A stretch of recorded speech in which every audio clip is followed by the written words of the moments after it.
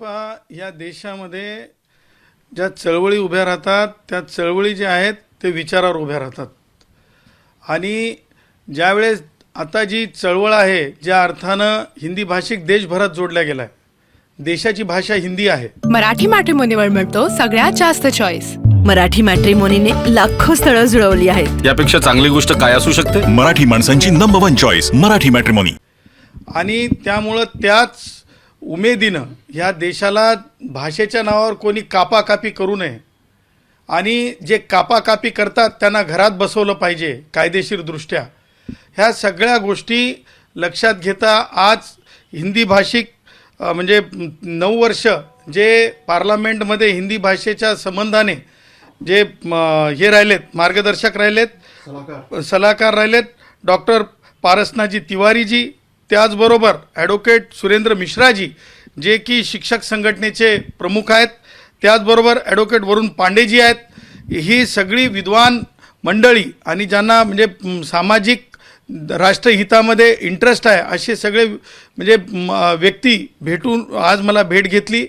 त्यांनी विचाराची देवाणघेवाण झाली आणि ह्यापुढं ह्या महाराष्ट्रामध्ये तिसरी भाषा शिकलीच जाईल, कारण केंद्राची गाइडलाइन है, केंद्र का कानून है और उसके लिए जो जो कर सकते.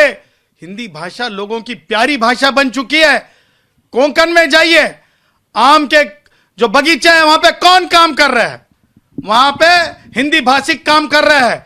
वहां पे देश के ही नहीं बल्कि नेपाल से आए हुए भी हिंदी भाषिक हिंदू राष्ट्र मानने वाले लोग भी काम कर रहे हैं. त्याच्यामुळे आज मला प्राखऱ्यानं 2 गोष्टी तुमच्या समोर ठेवायच्यात. उद्धव, घरातल्या आरशात बघा.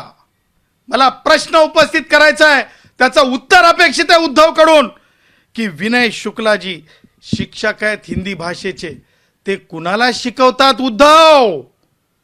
विनय शुक्लाजी जे हिंदी भाषेचे शिक्षक आहेत ते कुणाला शिकवतात उद्धव?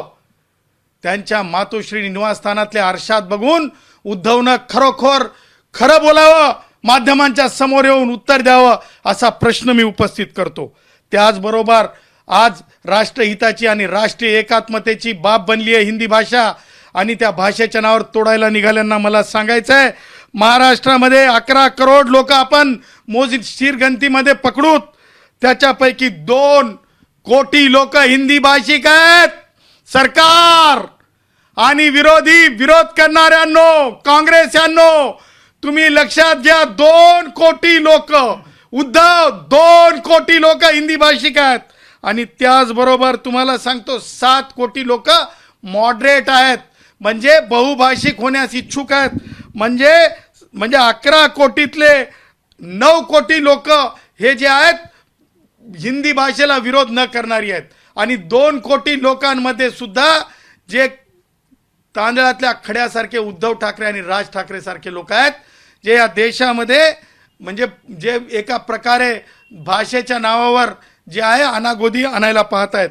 तुम्हाला सांगायचंय राज ठाकरे, एक गोष्ट लक्षात ठेवा, मालदीव सारख्या देशामध्ये आता माध्यमांनी सुद्धा ही गोष्ट प्राकाराने सांगितली पाहिजे, मालदीव ह्या देशामध्ये हिंदी भाषा कंपल्सरी झालेली आहे.